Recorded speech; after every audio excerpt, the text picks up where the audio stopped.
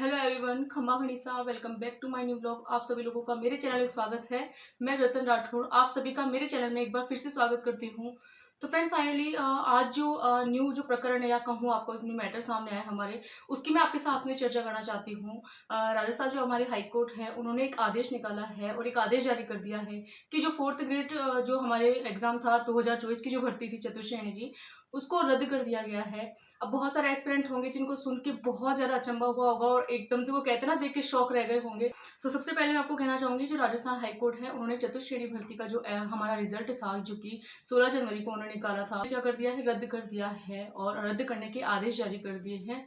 तो आपको मैं बताना चाहूँगी कि ऐसा कौन कौन सा जो आदेश उन्होंने जारी किया है, किस मैटर पे है। सबसे पहले आपको बताना चाहूँगी, जो हमारा अधीनस्थ बोर्ड है, उन्होंने 0 नंबर पर ही, जो कि एक्स सर्विसमैन होते हैं और भी बहुत सारे कोटे के लोग होते हैं ना, जैसे कि विधवा, दिव्यांग और विशेष कैटेगरी के जो भी लोग हैं, जिन्होंने भी 4th ग्रेड का एग्जाम दिया था, उन सभी को बहुत कम, मतलब वो कहते हैं ना कि उन्होंने उनकी न्यूनतम जो योग्यता होती है, जो एक क्राइटेरिया होता है कि हाँ वो फिक्स होना चाहिए, उन्होंने क्राइटेरिया फिक्स नहीं किया। उन सभी लोगों को 10 गुना में शामिल कर लिया है।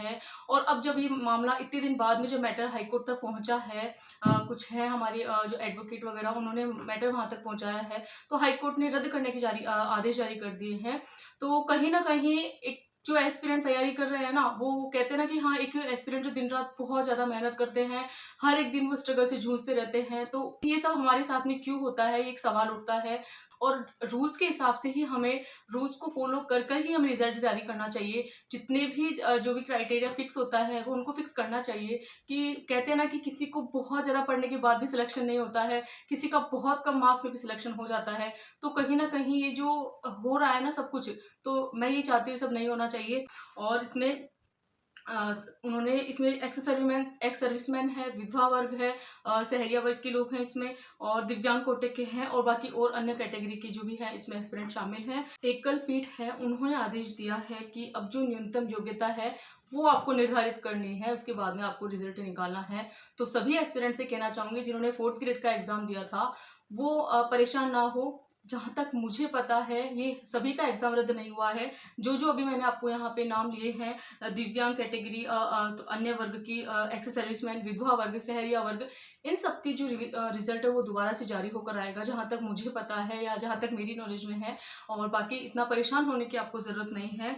और समस्या देखो किसको होती है, समस्या जैसे कि 16 जनवरी को रिजल्ट आया था ना, तो सब लोग बहुत खुश हो गए थे, हाँ ठीक है चलो, अब कहीं ना कहीं हमें भी हमारा सिलेक्शन हो जाएगा, या फिर इतने दिन जो स्ट्रगल से जूझ रहे थे, हमें कहीं ना कहीं सिलेक्शन होगा। तो ज्वाइनिंग देने की जगह कुछ न्यू ही अपडेट अभी हमारे सामने आया है। तो ये जो मामला रद्द, ये जो चतुर्थ श्रेणी भर्ती परीक्षा का जो मैटर आया है, अभी मामला आया है और हाईकोर्ट ने आदेश जारी किए हैं, तो बस मैं भी चाहती हूँ कि हाँ, इस तरह से क्राइटेरिया होना चाहिए, एक न्यूनतम अंक निर्धारित तो होने चाहिए ना, चाहे वो कोई भी कैटेगरी हो, हमें उनको एक क्राइटेरिया फिक्स होना चाहिए, जिससे कि कोई भी आम एस्पिरेंट है, या कोई कहूँ मैं आम बेरोजगार है, उनको इस तरह से बार बार मुश्किलों का सामना नहीं करना पड़े। अगर पहले से ही रूल्स को फॉलो करके रिजल्ट निकालते ना, तो आज हमारे पास में ज्वाइनिंग वाली लिस्ट आती कि हाँ, जो जो स्टूडेंट्स इसमें सिलेक्ट हुए हैं, उनको ज्वाइनिंग लेटर मिलते, उनको दोबारा मतलब उनको ज्वाइनिंग लेटर मिलते और कहीं ना कहीं उनको ज्वाइनिंग मिल जाती। तो यही हम चाहते थे, लेकिन वो कहते हैं ना कि थोड़ा सा रूल्स फॉलो नहीं करने की वजह से बहुत सारी प्रॉब्लम्स आती है, और वो इन समस्याओं का जो सामना वो हम सभी को करना पड़ता है।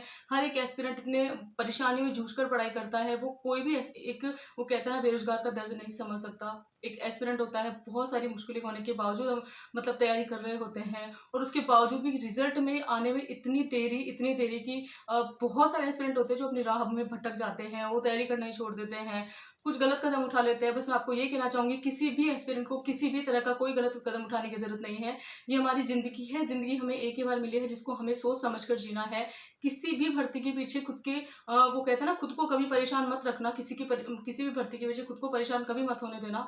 हमेशा अपने अंदर एक आत्मविश्वास जिंदा रखना, कि हाँ, आत्मविश्वास हमेशा अपने अंदर रखना, कि इतना कॉन्फिडेंस खुद पर होना चाहिए कि हाँ, हमें कभी ना कभी हमारा सिलेक्शन जरूर होगा और हम सिलेक्शन तक जरूर पहुंचेंगे। किसी के भी फैसले से आप अपनी जिंदगी में कोई भी बड़ा कदम कभी मत उठाना, इस बात का आप हमेशा ध्यान रखना। तो बस मैं ये चाहती हूँ कि एक्सपेरेंट जो दिन रात तैयारी करते हैं, उनका सिलेक्शन नहीं हो रहा है, और किसी को न्यूनतम अंक भी निर्धारित नहीं है, उनको सिलेक्शन दिया जा रहा है।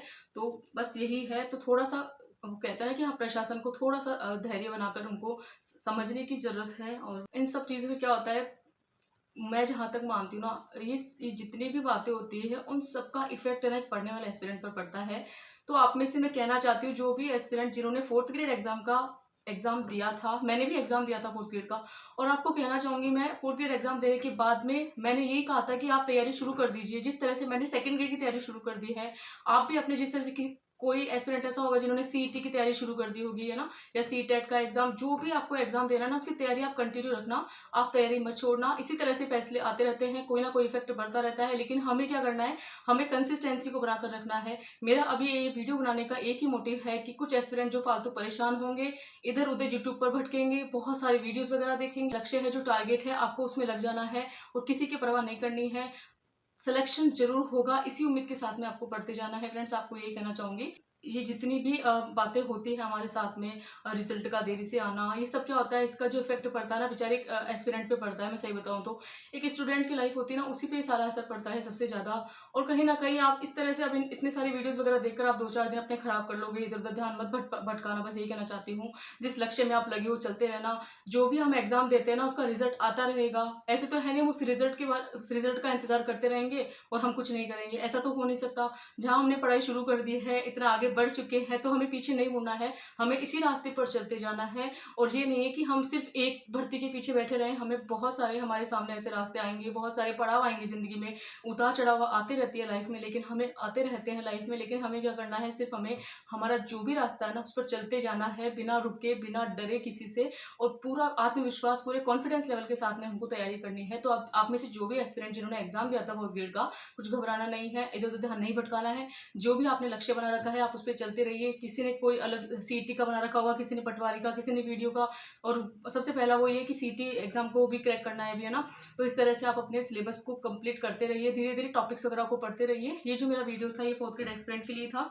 मैं चाहती हूँ कि बहुत सारे एस्पिरेंट हैं, जहाँ तक मुझे पता है, जिन्होंने फोर्थ ग्रेड एग्जाम दिया था, वो अभी भी तैयारी कर रहे हैं, वो चुप बैठने वालों में से नहीं है। और मैं यही चाहती हूँ कि जो भी एस्पिरेंट मुझसे जुड़े हुए हैं या मेरे चैनल से जुड़े हुए हैं, या आप में से कोई भी एस्पिरेंट जो मेरा चैनल देख रहे हैं, या फिर आपको लगता है कि हाँ यहाँ पर हम सीरियस पढ़ाई कर सकते हैं, तो आप मेरे चैनल को लाइक शेयर एंड सब्सक्राइब कर सकते हैं। तो कंटिन्यू पढ़ाई करते रहिए, अपना ध्यान कहीं भी भटकाने की जरूरत नहीं है।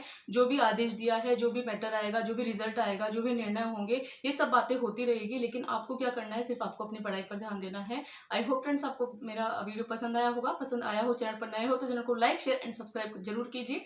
Thanks for watching.